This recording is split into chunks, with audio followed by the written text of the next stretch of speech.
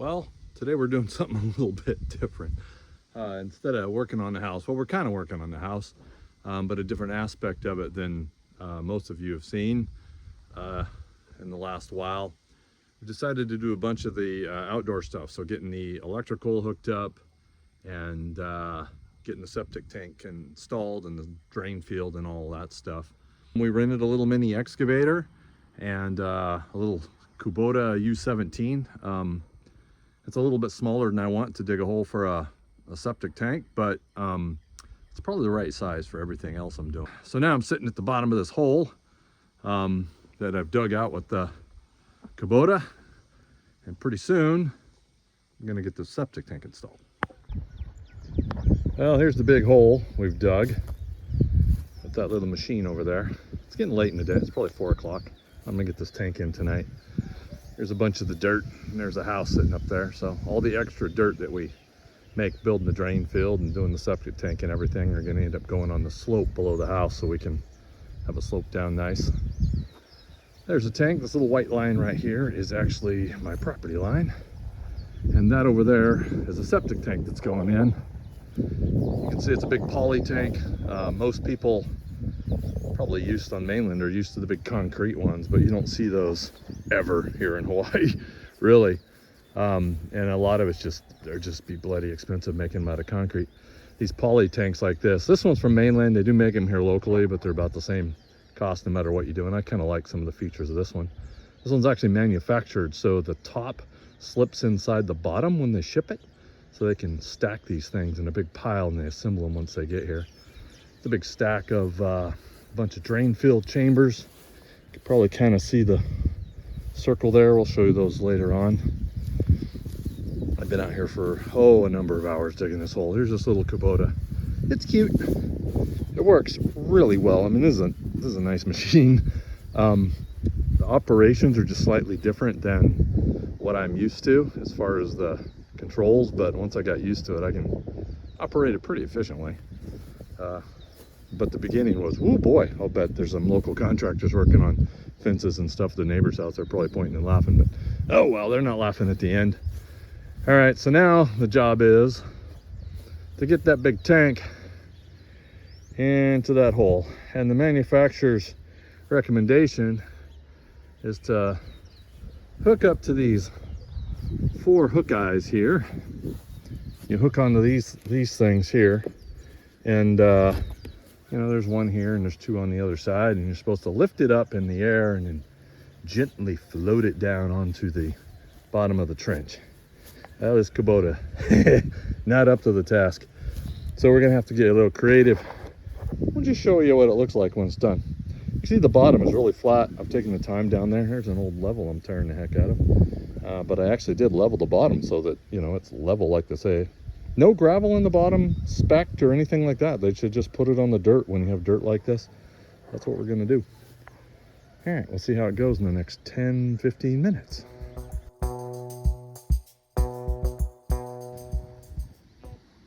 Well, here we are 10-15 minutes later, and it's in. Those of you that laughed and said it'd take me longer than that, well, it didn't.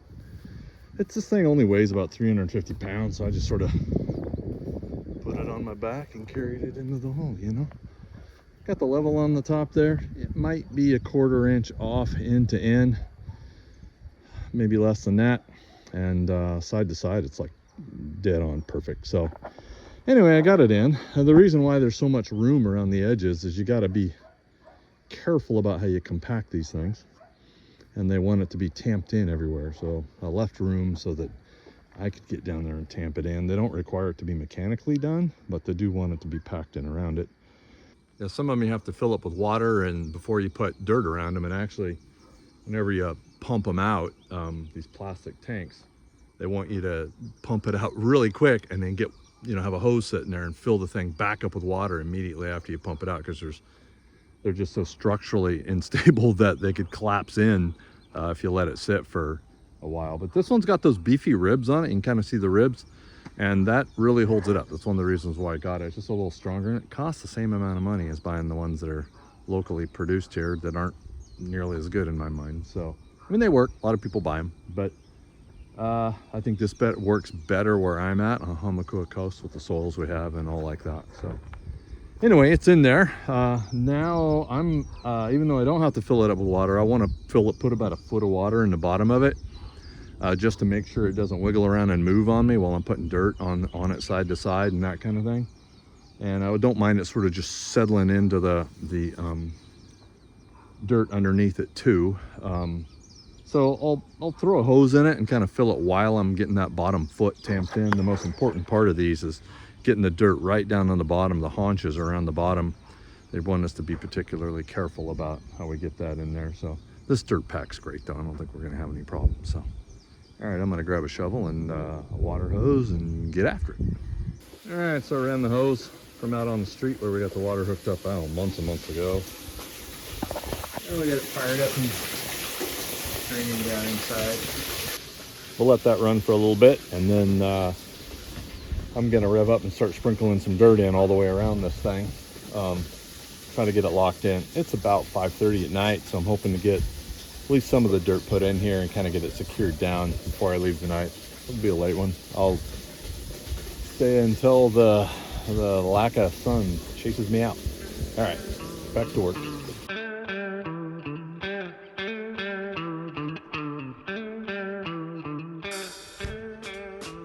Well, aloha and good morning, everybody. It's early in the morning, and we're getting back to work here. You can see we still got the little Kubota rented, and we've gotten quite a bit done in the last day.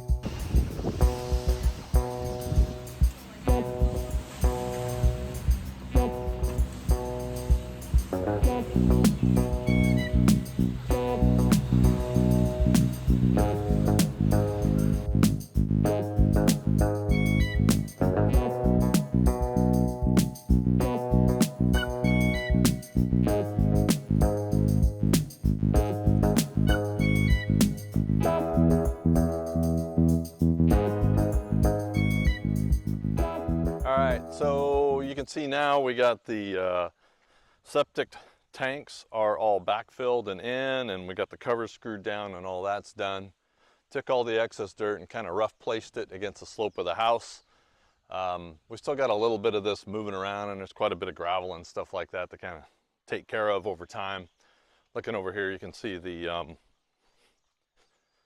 you got the drain lines. There's 3 of them in here that we gotta do a little bit of raking. It's mostly handwork. I had the tractor out here and smoothed it out the best I could, but the pigs have torn some of it up, moved some of the material around, and we just need to do a final little bit of grading.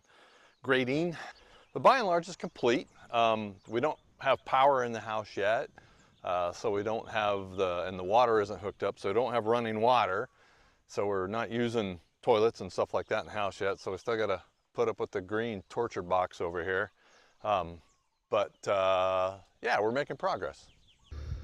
So now we're up by where the electrical trench is gonna get done. One of the other things I'm gonna do here is get the driveway prepped for paving. So I'm gonna come over here and kind of cut a line in this area along the edge of the asphalt. Needs to be removed, and I'll put some gravel in there temporarily because it'll probably be a couple of weeks before we actually pave. I got the trench marked here. I haven't saw cut it yet. I won't do that till tomorrow morning. Got a spot over here. I gotta put a box in. There's got to be a big electrical box. Well, not that big. It's 2 foot by 3 foot. I don't know why the hell they need it, but they do. And then it's gonna run up the pole, hook up there. None of the other houses have this box in there, but for some reason I get to put it in. No idea. And then the trench is gonna run from there over to underneath this box. So it's got to have electrical in it, and it's got to have room for cable TV and stuff like that too. So that's going to be the job. Shouldn't be too bad getting it done today. Probably the hardest part is going to be over here on the other side. One of the concerns is that very possibly the water line runs through here. The question is, does it run, which side of the pole is it on and how deep is it? The electrical trench has to be about 24 inches deep, and their water meters sit right down over there in the corner. So I'm gonna take a couple scoops off the top here, and then it's gonna be some hand digging to get it done. All right, tractor's warming up. I'm gonna go down and grab it and bring it up and get started.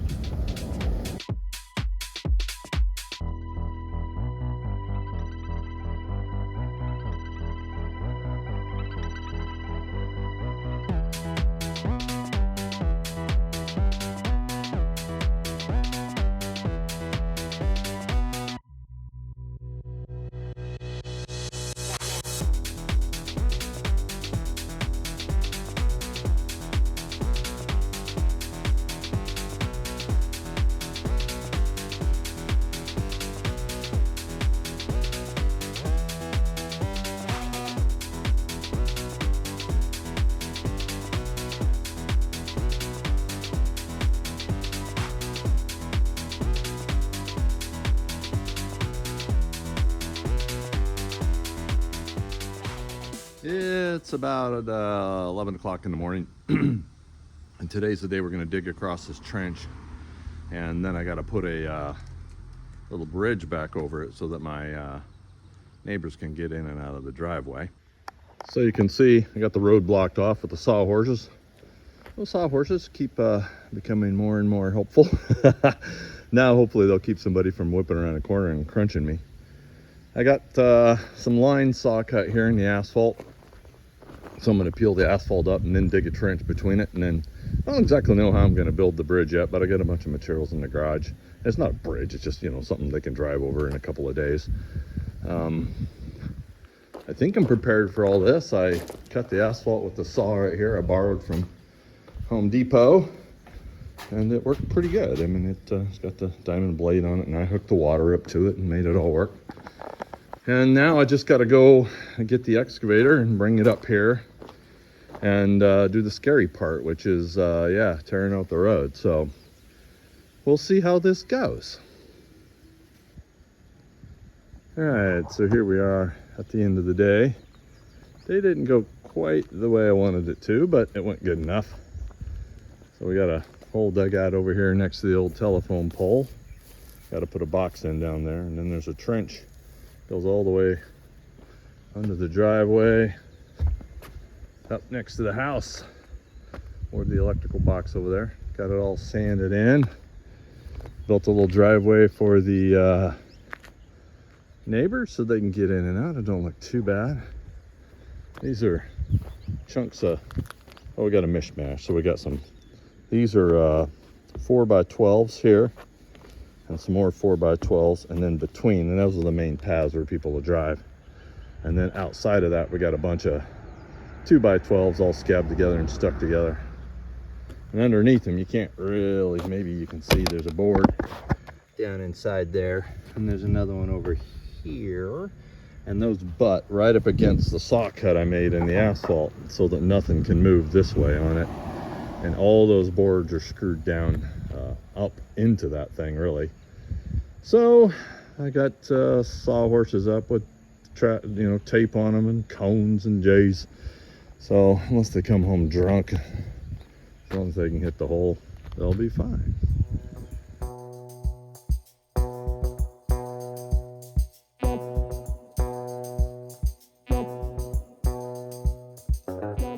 So from here you can see that we actually got the trench all backfilled and put in, had a company come in and put in asphalt. So the funky little bridge that I built worked just fine due to coordination issues with the local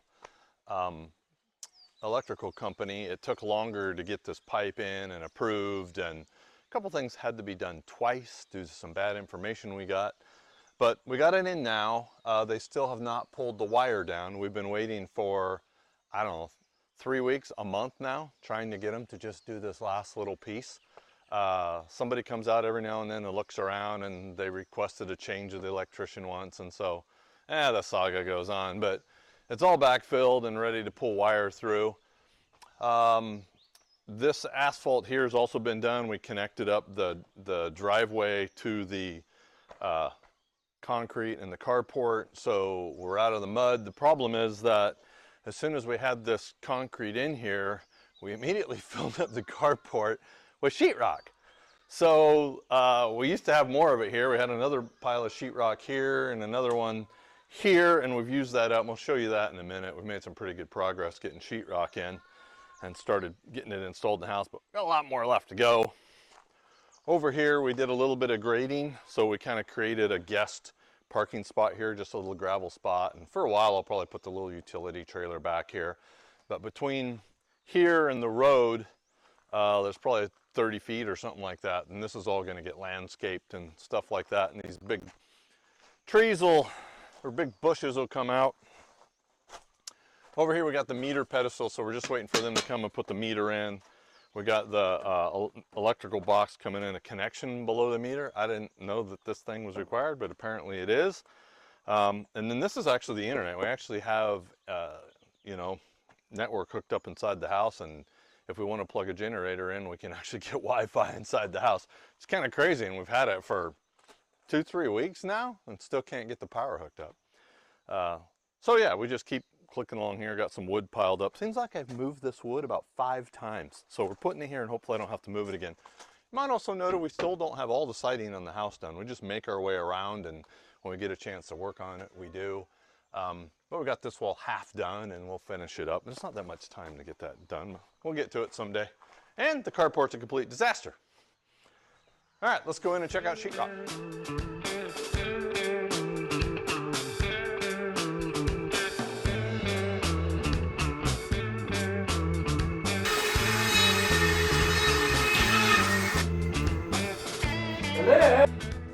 So if you come in here, it looks a whole lot different.